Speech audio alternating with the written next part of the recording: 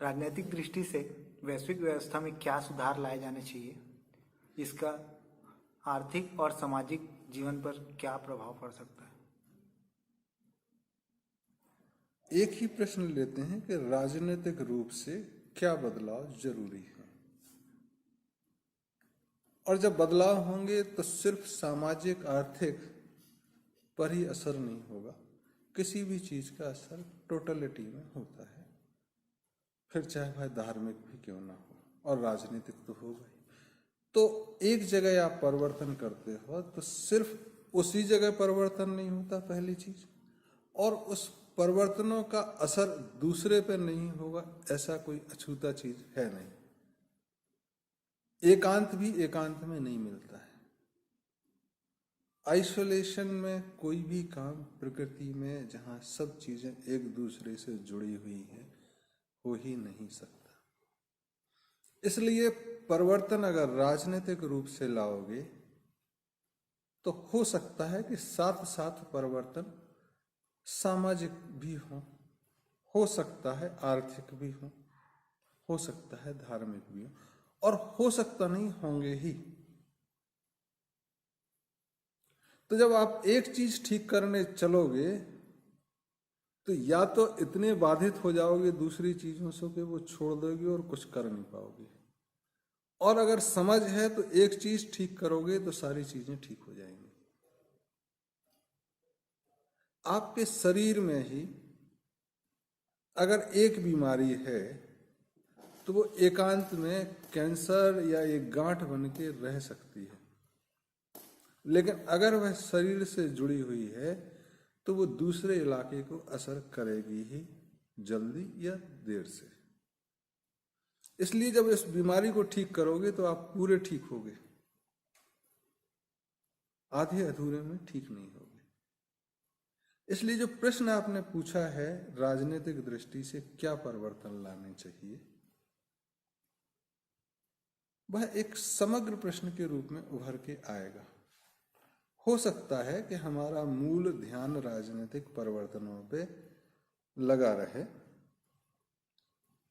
लेकिन अगर हमारी दृष्टि दूसरी तरह से सीमित रही या बाधित रही तो वो परिवर्तन संभव नहीं होंगे।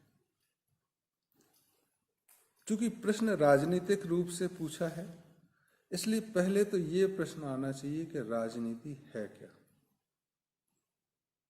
क्या यह व्यवसाय है जैसे इंजीनियरिंग, डॉक्टर, चार्टर्ड अकाउंटेंसी या दूसरे? पॉलिटिक्स अंग्रेजी का शब्द है जो एक ग्रीक से आया है, पॉलिसिंग, जैसे पुलिस होती है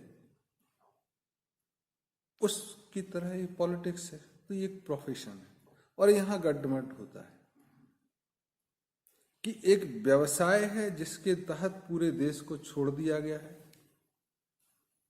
तब राजनीति को अगर पॉलिटिक्स समझा जाए जो अंग्रेजी के शब्द के साथ है, तो जितने भी लोग उससे जुड़ेंगे वो सब व्यवसाय की दृष्टि से ही इसको देखेंगे, और फिर सारे लोग व्यवसाय के केंद्र में होके चालित होंगे। फिर तुम कहोगे कि वो लोग जनहित की चीजें क्यों नहीं कर रहे, क्योंकि वो उनके व्यवसाय में नहीं आ रही हैं। तो जो जो उनके व्यवसाय से संबंधित होगा उसको वो करेंगे, अगर पॉलिटिक्स प्रोफेशन है तो। इसलिए भारत में इस शब्द पर बहुत ध्यान दिया गया। राजनीति व्यवसाय नहीं है, नीति है राज करने की या राज रखने की, और नीति जो नियामक से आए, प्रकृति से आए। एथिक्स ऑफ गवर्नेंस को राजनीति कहा गया है, and that ethics which emanates from the environment. So in India, or Eastern way of saying the Rajniti is totally different from what we perceive as a politics today. So the paradigm shift is necessary in the very word the very understanding. Because they say every word has energy. In India, they used to say the Sabda Brahma. So as you speak one word, it carries its energy, it affects other person accordingly. तब अगर politics की बात करोगे और profession है तो सामने वाला प्रोफेशन ही समझेगा उसको. अगर राजनीति की बात करोगे तो राजनीति समझेगा. अगर राजनीति व्यवसाय नहीं है तो फिर क्या है? तब राज करने की नीति. तब राज करना क्यों है और नीति कहां से आएगी? तब यह एक जिम्मेदारी आती है कि इतने सारे लोग अलग अलग हैं, इनको व्यवस्थित रखना.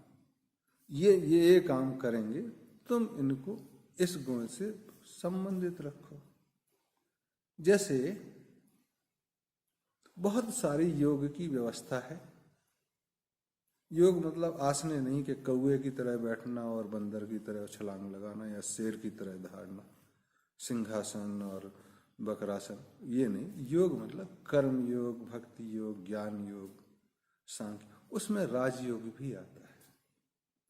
कैसे जोड़ा जाए? तो सब लोग अलग अलग कर्म भक्ति से जुड़े. राज जब योग करते हो तो तब इन सब को जोड़ के रखते हो. जब इस दृष्टि से लोग पहुंचे तब राजयोग के द्वारा जो कार्य संपादित हो वह राजनीति के रूप में आएगा. अन्यथा अगर गुणों पर आधारित होगी तब रजोगुण, तमोगुण और सतोगुण जो हैं तीन. तमोगुण खाना पीना, मदिरा और ये सब से संतुष्ट हो जाता है. सतोगुण ज्ञान के प्रकाश से ही चमकता रहता और उसको ज्यादा. लेकिन रजोगुण ऐसा है कि उसकी इच्छा होती कि और उसका कभी पेट नहीं भरता. अगर वो पूरी दुनिया पर राज भी मिल जाए उसको तो वो चंद्रमा की बात करेगा, वो मंगल ग्रह की बात करेगा. और सबसे ज्यादा अगर कोई समस्या का मूल कारण है तो रजोगुण है. ये राज करने की इच्छा.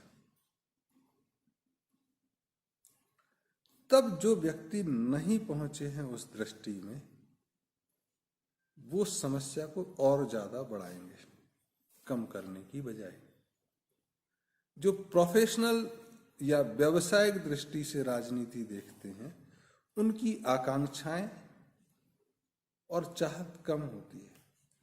लेकिन जो रजोगुण के हमको राज करना है और मेरा नाम हो, मेरे पास धन संपदा हो, उनका पेट कभी नहीं भरता. और ये ही सारे झगड़ों की जड़ होती है. यही धर्म से विमुख होने की गति प्रदान करता है. तब राजनीति अगर नियामक से निकल रही तो धर्म के अनुसार होगी, जो प्राकृतिक होगा और समय के साथ थोड़ा थोड़ा परिवर्तित होगा. स्टैटिक नहीं होगा, स्थिर नहीं होगा. ये डायनामिक, गतिशील होगा. और गतिशीलता प्रकृति के हिसाब से, जो धर्म के हिसाब से. तब एक पैराडाइम शिफ्ट, एक पूरा का पूरा परिवर्तन सोच में लाना जरूरी है. और जब ये राजनीति में परिवर्तन आया, सोच में परिवर्तन आया, तो सारी चीजें बदल जाएंगी. तब ऐसा नहीं होगा कि इसमें dictatorship, anarchy, democracy, communism, capitalism के अच्छे गुण नहीं होंगे या इनके खराब गुण अलग नहीं होंगे. ये सब होगा उसमें. अगर आप में बढ़ने की सामर्थ्य है तो यह मार्ग प्रशस्ति में और मदद के रूप में आगे आएगा. अगर आप थके हारे हैं, कुछ नहीं कर सकते, तब भी यह आराम देगा. तो एक पूरा का पूरा सामाजिक परिवर्तन होगा. अर्थ के रूप से भी चीजें चलेंगी और धर्म के हिसाब से है तो धर्म तो चलेगी। तो एक चीज के परिवर्तन से एक नहीं होगा। अब ऐसे पात्र कैसे आएंगे जो ये कर सकें? यह एक समस्या हो सकती है। तब जीवन में जो लोग देख चुके हैं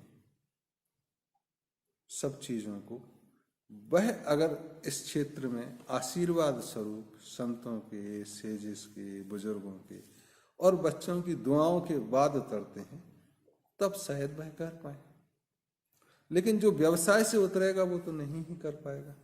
वो हर चीज में अपना फायदा देखेगा और सारी जनता को व्यवसाय के केंद्र की तरह देखेगा, आइटम। तब वह दुनिया में एक कॉमन और इक्वल प्लेटफॉर्म की बात करेगा, लेकिन वो प्रोड्यूसरों के लिए, उत्पादक के लिए, सर्विस प्रोवाइडर के लिए कि हमको एक इक्वल प्लेटफॉर्म दीजिएगा, बट वो ग्राहक के लिए नहीं होगा, जनता के लिए नहीं होगा। लेकिन अगर राजनीति से जो उभर के आया है वह चीजों को समग्र दृष्टि से देखेगा कि अगर आप पैदा करते हैं, आपको मुनाफे का अधिकार है, तो अगर मैं इसका उपयोग करता हूं तो मुझे लूटा ना जाए इसका भी अधिकार होना चाहिए। फिर प्रकृति में चीजें अनवरत चली जाएंगी या स्थिर है, उनके दोहन का और उस इलाके में रहने वाले लोगों का कुछ संबंध है, उसका भी ध्यान रखेगा। तब इतनी सारी चीजें वो ध्यान रखेगा। तो जो जीवन में गृहस्थी से ऊपर, ज्ञान से ऊपर, भटकने से ऊपर पहुंचेगा वो राज कर पाएगा। ऐसे लोग राजनीति में आने चाहिए। इसके विपरीत जो आज चल रहा है कि इतनी समझदारी तो है नहीं, तो उम्र कम करते जाओ तो आप आसानी से बेवकूफ बना सकते हो। तो बड़ा अजीब है कि दारू पीने की उम्र 25 वर्ष, शादी करने की 21, वोट डालने की 18। उसमें इतनी समझ नहीं आई है कि वो दारू पी सके नहीं पी सके, शादी कर सके नहीं, लेकिन वो एक देश की सरकार बनाने लायक हो जाए। ये बड़ा मजाक है। उसमें सही गलत का निर्णय लेने का समझ नहीं आया है। लेकिन आप सरकार तो सीधा सीधा कि हम बेवकूफ बना रहे हैं ज्यादा जनता को। तो जब जिसकी समझ आ गई है उसको वोट है। तो किसकी समझ आई होगी? जो गृहस्थी से ऊपर उठ जाए, जो अपने आप से ऊपर उठ के सोच सके। तो राजनीति में वोटिंग की एज भी 50 से ऊपर होनी चाहिए। मतलब जो ब्रह्मचर्य आश्रम और गृहस्थ आश्रम पार कर चुका है वो वोट दे। और उनको दिक्कत क्यों देनी? पढ़ रहे हैं बेचारे, पढ़ने दो बच्चों को। जो गृहस्थी में लगे हुए, गृहस्थी में जिसने समाज की तरफ देखना शुरू किया है भारत में, जैसे कहते हैं वानप्रस्थ आश्रम, वही वोट दे। और उसी उम्र के लोग राजनीति में हैं। तो राजनीति में होने की उम्र 50 से 75 वर्ष, या भारतीय हिसाब से कहें तो 48 से 72 तक। नौकरी की उम्र 24 से 48 तक, उसके बाद रिटायरमेंट दे सकते हैं। और 72 से 96 टीचर के रूप में जो पॉलिटिक्स को पढ़ाएं। तो आप अगर 48 से 72 तक के लोगों की वोटिंग कराते हैं तो परिणाम ही अलग आएंगे, क्योंकि सबको समझ है।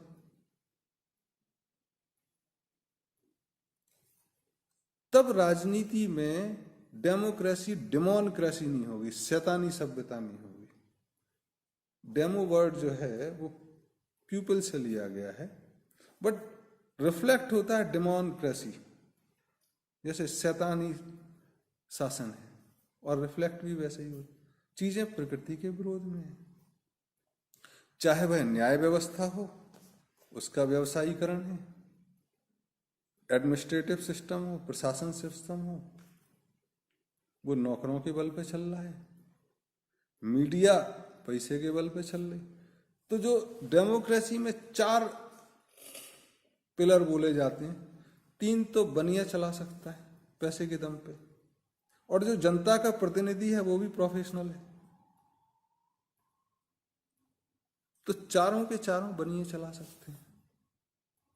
तो जनता तो उसमें पिसेगी, कोई भी सरकार आए। तो राजनीतिक रूप से अगर मूल परिवर्तन करना है, जो कि आने वाले भविष्य में जरूरी है और होंगे ही, तब न्याय व्यवस्था के लोग भी चुने जाने चाहिए या जनता द्वारा चयनित होने चाहिए। नौकर होके लॉर्ड बनने की कोशिश ना करें। वकीलों की जरूरत नहीं होनी चाहिए। न्याय शासन का होना चाहिए। जनता नेता चुनती है और नेता कहते हैं न्याय मेरे हाथ में नहीं। फिर क्या हाथ में? प्राइम मिनिस्टर तक हाथ पे हाथ धरे बैठे रहता है न्याय के बारे में।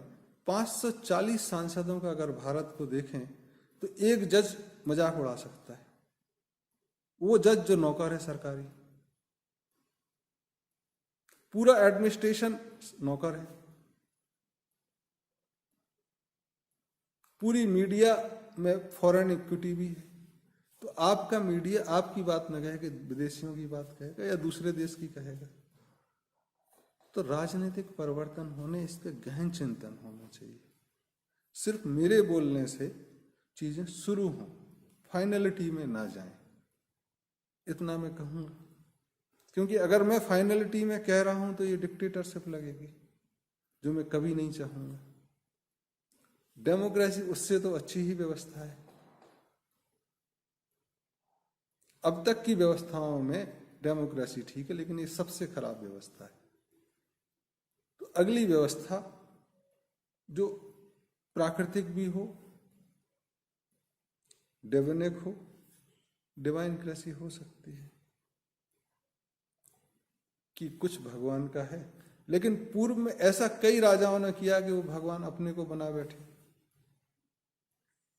तो एक त्रिकोण जो था राजाओं का, रईसों का और रिलीजियस हेड का, वो एक बना कॉकस और जनता को लूटता रहा।